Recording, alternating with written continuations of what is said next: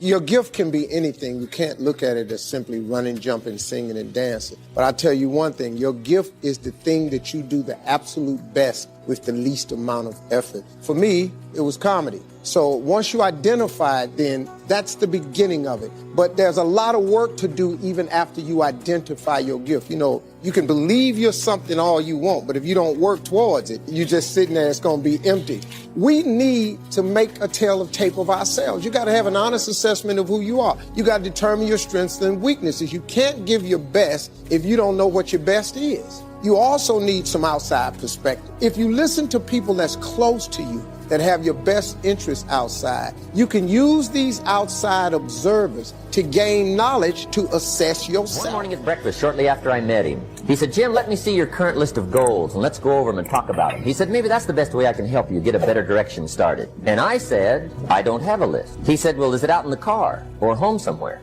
I said, no, sir. I don't have a list anywhere. He said, well, young man, that's where we got to start. He said, I can tell you right now, if you don't have a list of your goals with you, he said, I can guess your bank balance within a few $100s, which he did. And that got my attention. I said, you mean my bank balance would change if I had a list of goals? He said, drastically. That day, I became a willing student how to set goals. And sure enough, learning how to set goals changed my life. And I often wondered why no one had ever taught me how to set goals up until age 25. I went to high school, but if they offered it, I missed it. I went to college for a year, never heard it. I worked for Sears, and to my knowledge, Sears never taught it, right? How to set goals. So here I am, age 25, married, my family's starting, I've been to college, I'm working, and I still don't know how to set goals. But fortunately, when I was 25, I met the man who taught me how, and it revolutionized my whole life. Economically, socially, personally, it's incredible. Philosophy, not country. You can turn around your income, you can turn around your bank account, you can turn around your skills, you can become capable, powerful, sophisticated, healthy, influential, all the other equities that you could possibly want out of your life, using the only stuff there is and not trying to change any of this stuff. Appreciate all of this stuff with all of its ups and downs, with all of its mystery of why it works and sometimes it doesn't work. Don't challenge this. You don't have to ask for another planet. You don't have to ask for another country. Just ask for another book. Ask for another seminar. Ask for another idea. And you can start this whole process of personal life. Now, I could spend the whole day on philosophy. That's where it is. If I could get you intrigued with that enough to study it, enough to ponder it, to where you would pick up the commitment like I did and say, hey, as simple as an apple a day, as simple as a walk around the block, why not start right there? If you don't start there, where else are you going to start? Might as well start where it's easy, and then go to the more complicated. I started telling jokes. I made $25 a night. The first year in comedy, I made $3,000. Second year, I made $5,500. The third year, I made about $7,200. I became homeless. You make 3, 5, and 7, 12, 13, 14, $15,000 in 3 years. That's how you get homeless. That's why that lady was out here, Miss Deborah, feeding homeless people, because I was one of them. I lived in a car for 3 years because I wasn't making enough money. But guess what? I kept telling them $25 jokes till they started paying me $250 a night. I kept telling them $250 jokes till they started paying me $25,000 a night. I kept telling them $25,000 jokes till they started paying me $75,000 a night. Then I told them jokes for $75, then they started paying me $100 a quarter a night. Then I kept telling them, they done paid me $500,000 for these. Without the kings of comedy, we made $58 million in 1 year. You know what we did? We told jokes. They ain't nothing but English. Ain't what like I was doing them in Spanish and nothing like that. I was just same funk jokes for $25. I just kept repetition over and over and over. I turned them jokes into an empire. I turned them jokes into a lifestyle beyond my wildest dreams. I turned them jokes into funds. My grandkids ain't got to worry about nothing. I done put up so much with them $25 jokes. You are sitting on an empire. You are worth millions. That's how you become a millionaire. You don't try to think of a million. You just do this $10 thing you got over and over and over. Big problem. I haven't got $2 in my pocket. Now, I'm a grown man. I live in America. I've been to 1 year of college. I'm married. I've got a family. And I don't have $2 in my pocket. And I didn't want to tell her that. So I did what I thought was next best. I lied to her. I said, hey, look, I've already bought lots of Girl Scout cookies. I've still got plenty in the house that we haven't eaten yet. And she said, oh, that's wonderful. Thank you very much. And she leaves. When she leaves, I say to myself, I don't want to live like this anymore. I mean, how low can you get lying to a Girl Scout?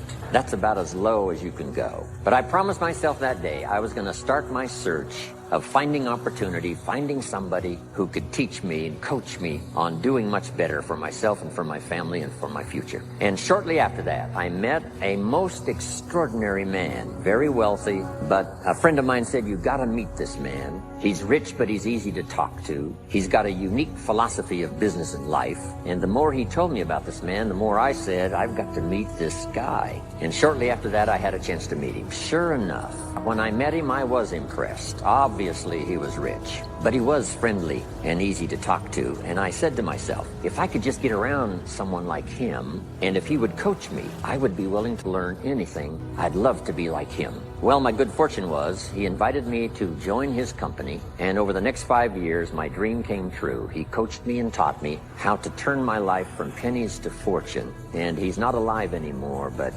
I'd like to pay tribute to him one more time, Mr. Earl Schoaf, for the dramatic impact he had on my life, especially during that 5-year period. And so my whole life turned around. I made my fortune by the time I was 32, starting at age 25. Some of the ideas that I want to share with you today came from that 5-year experience. If you want to be successful, here's the thing you have to do. You have to jump. There is no way around it. You have to jump. Every successful person has jumped. You got to jump. You got to take a leap of faith. You got to dash off that cliff, and you got to jump out there as far as you can. Now, a lot of times you stand on the cliff of life and you see other people soaring by, gliding down like a bird flying through the air. You know, they going over to the south of France. You see them on a boat somewhere. You see their family vacationing here, their family vacationing there. You see them dressing like this. You see them in New York, then you see them in London. They flying by. You know why? It's because their parachute open. But the only way to get your parachute to open so you can soar, you got to jump. Now, here's the problem, my friends. When you jump, I can assure you one thing. You listening? I promise you this. Your parachute will not open right away. No, that's the fear part. I promise you your parachute will not open right away. You're going to hit them sides and them rocks. You're going to tear your back out on them cliffs. You're going to cut yourself. You're going to get wounded. You're going to get some tears and stuff like that. But eventually, the parachute will open and you'll be soaring. But here's the other caveat. Let me teach you this right here. If you do not jump, I promise you one thing. Your parachute will never open. So you're safe, but you'll never soar. You got to jump. Let's say you're miserable and unhappy. Okay, here's a cure. Find what's valuable and let it go. So we could say, well, maybe it's a relationship that you have. And you're suffering terribly because of it. Well, what do? Maybe you let it go. It's a sacrifice. And the idea is that, well, that'll clear the future for you. You're not great until you release greatness into someone else. The ability to recognize and relate, to see someone and release greatness in them and through them is a characteristic of greatness. If you're not careful, you'll minimize, try to equalize. But one of the greatest things you can do is find someone and pour into them. That's a sign of greatness. If potential is not what you've done, but what you could do, then whatever you've done is no longer your potential. Therefore, you should never be impressed by what you've done, because if you are impressed by what you've done, it'll stop you from doing what you could do. The greatest enemy of progress is your last success. You've lived a life dominated by doubt and fear. How do you step into bravery? Step. That's how you step into bravery. Step. Take the step. Step aggressively towards your fear. Ladies and gentlemen, everything matters. And you know you're somebody. You know. I'd rather lose out on my dream doing the right thing than to cheat trying to make a shortcut to get to my goal. I want to be able to look myself in the mirror. And that's what you want to do. There's no saying, judge a man not by what he does, but by that he doesn't have to do. And to judge the true quality of a man is what he'll do when nobody's looking. He's got long-term plans for your life and for your generation. He's got a magnificent plan. It may feel hard where you're at right now.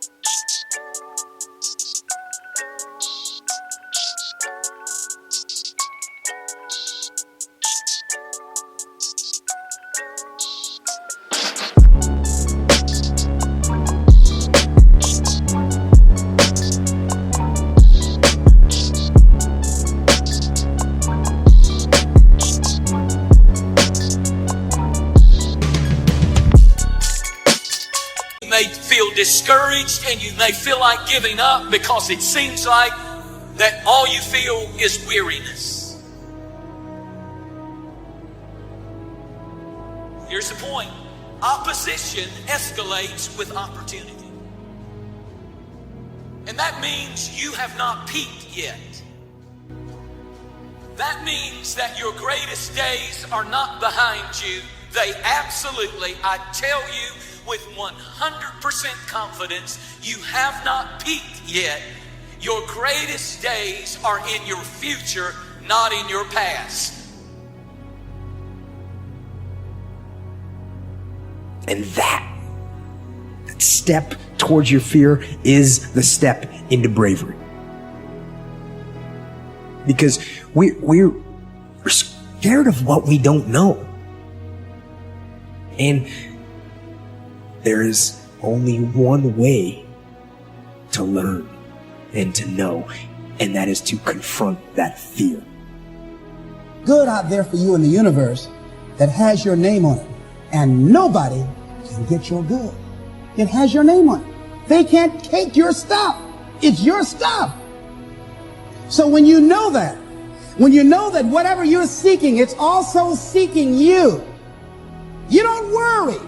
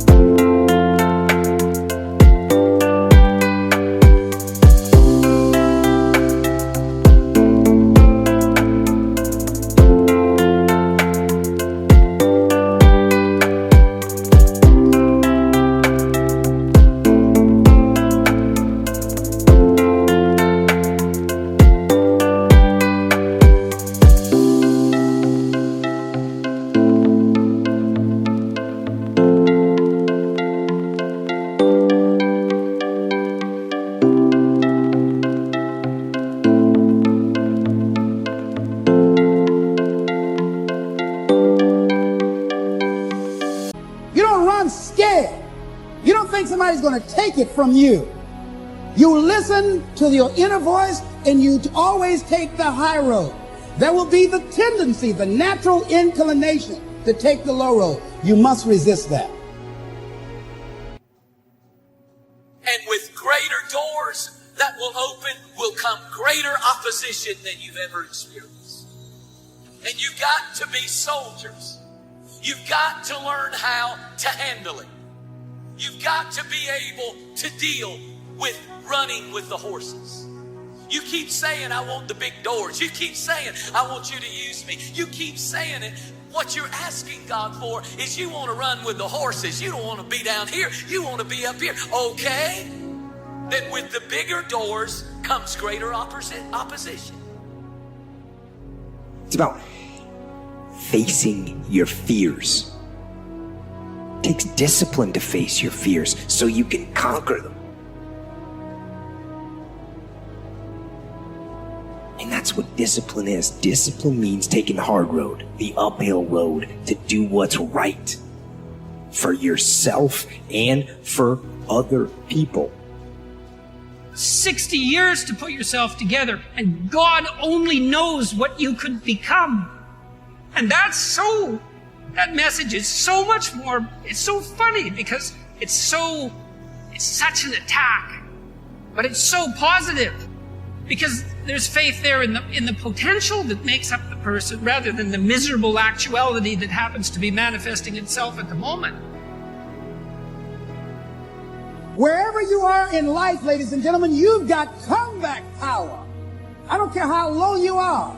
I don't care what you have done. I don't care what you have experienced. I don't care how devastated your life might appear to be, the shambles it might be in. There's a power in you that can enable you to be stronger and better than anything that's out here. It's so often the easy path. The easy path that calls to us to be weak for that moment, to break down for that moment, to give in to the desire and the short-term gratification. But the discipline will not allow that. The discipline calls for strength and fortitude and will. Constantly note that you're not what you could be, to take responsibility for that, and to commit yourself, like body and soul, to the attainment of that ideal.